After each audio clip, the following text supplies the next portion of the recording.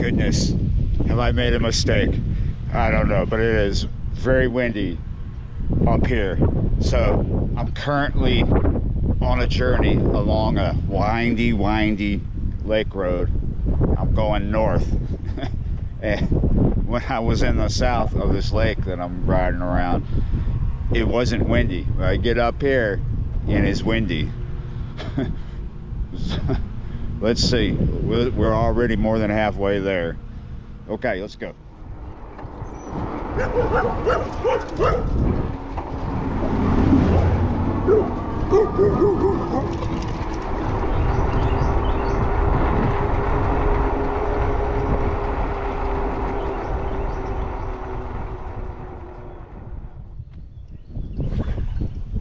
Okay, so it is windy up here, but not as bad as some of the places on the ride.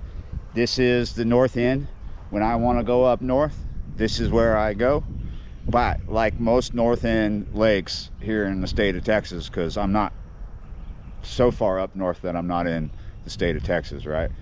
I'm north enough right now to my liking. Anyway, just like a typical north end lake, it gets the wind.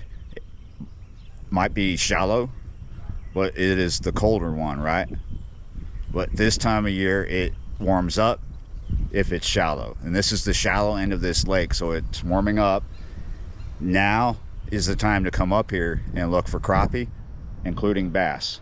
This north end of this lake has more standing timber up here than anywhere else on the lake, and this is where people talk about typically catching their flatheads and bowfin, shoe pick up here, because up here is where the creeks that feed this come in. There's two of them. One's a little bigger, one's a little smaller, but if you look at them at their culverts, the county roads that go over them just up that way, you might even miss it if you blink, because they're relatively small, despite the fact that one's bigger than the other. They're both small.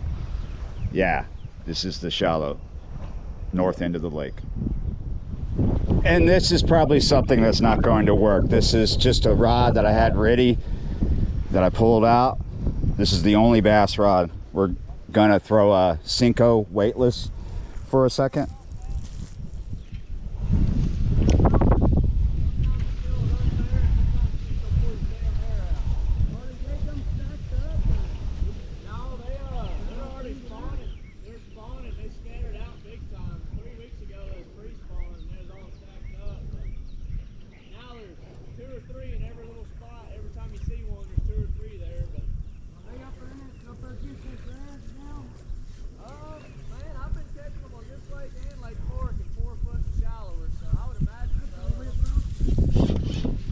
Gotcha.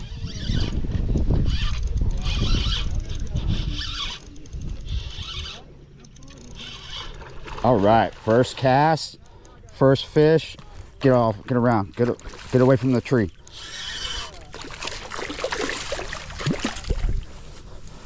Fishing a Senko weightless in the wind.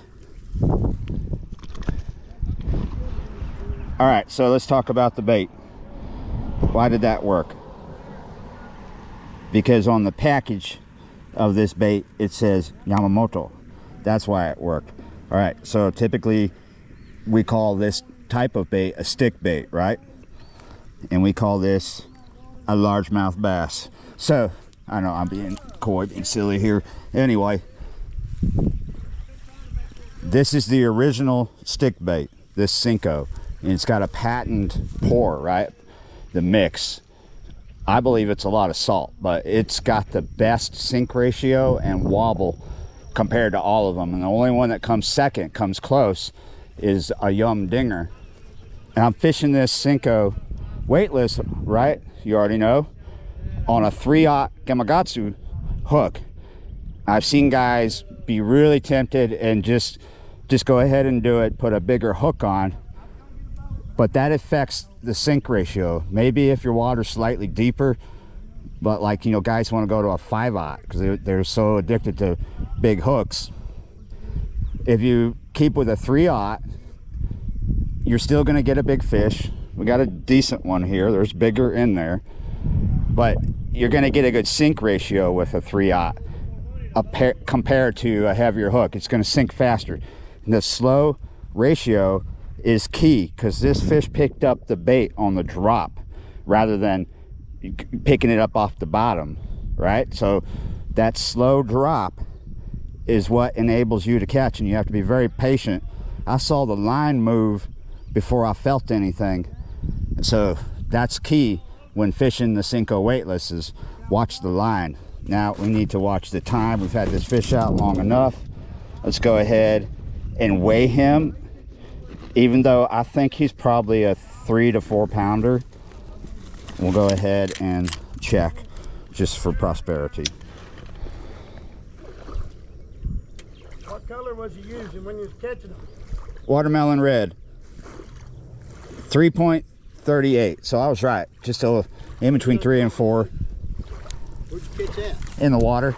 On the other side? Or? Right there. I was talking.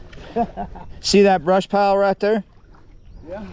Right in the corner? I just threw a Senko weightless in there. Yeah, you're right. He's no record breaker, but not bad. Dudes that are here fishing already, who I know, at least 2 of them. Anyway, they're looking for crappie. The boat might be looking for bass. I'm not sure, but the 2 dudes on the bank with me here are looking for crappie, and they're not hitting quite yet because it's not quite that time.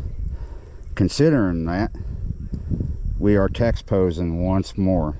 Let's go say hello to the other guy because he's kind of far away. I've made a decision. I have enough time to do it, so I'm gonna do it. This is a 1 fish video. Yeah, you're right. I'm always worried that I'm gonna get stepped on by an elephant up here anyway. The fishing's not that good. Got a nice bass on the first cast.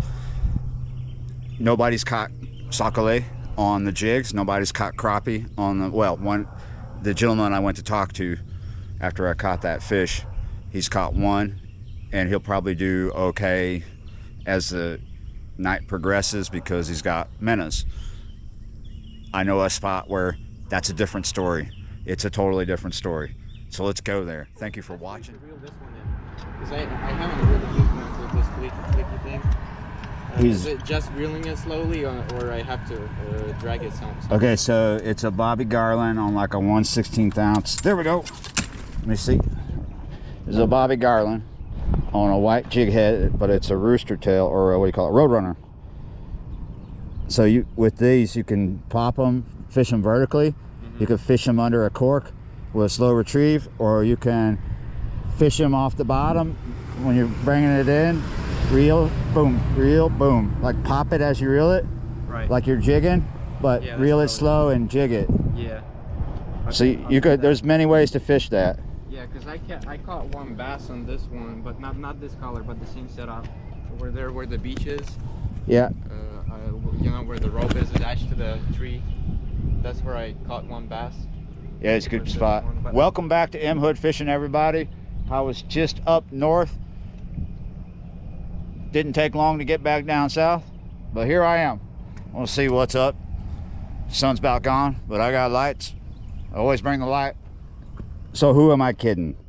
This isn't just me coming down south to see what's up at this spot. This is me getting back to the game. Let's get game on here. Let's get over target. Let's get back to business here. Here we go. This was the mission last week. I don't think we did good enough. The biggest one we got on 6-pound test was 4. What was it? It was about 4 something. Or was it 5? I think it was close to 5. I think it was 5 over 5 pounds, right? Yeah, I know it was something like that. Yeah. Something like that.